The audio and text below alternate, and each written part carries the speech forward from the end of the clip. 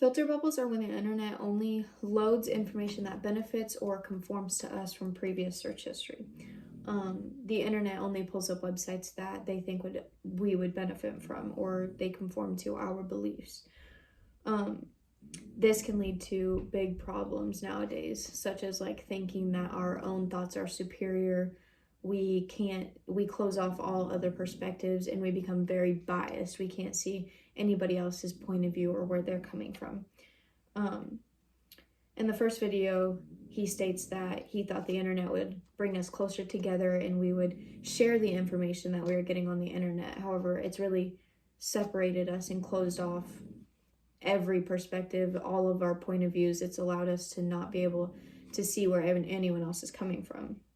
An example would be like cats and dogs. If I really supported dogs and didn't like cats as much, the filter bubbles would cause my internet like search history to come up with only good facts about dogs and bad things about cats. This would further my belief that dogs are better than cats.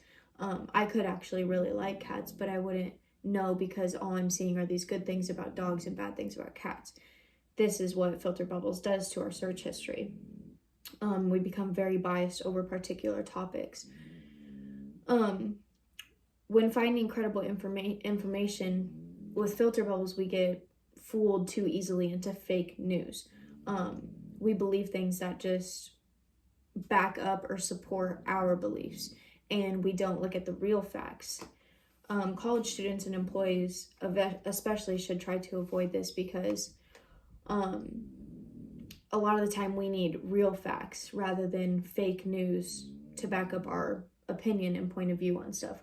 When delivering a speech, especially informative speech, I can use this in the future because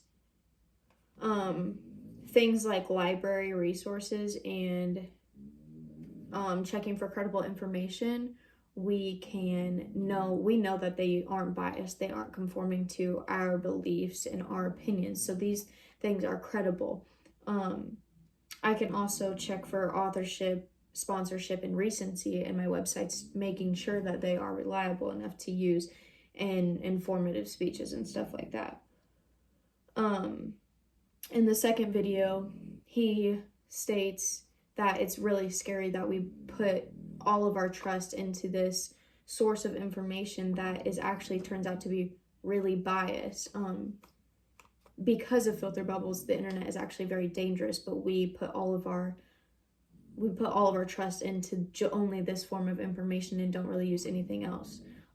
This is why in the future I should broaden the resources I use to do my research over, rather than just rely on the internet for my research topics. This also goes back to us not being able to see it, because it becomes very dangerous when we can't see that we're falling into these filter bubbles when we're researching.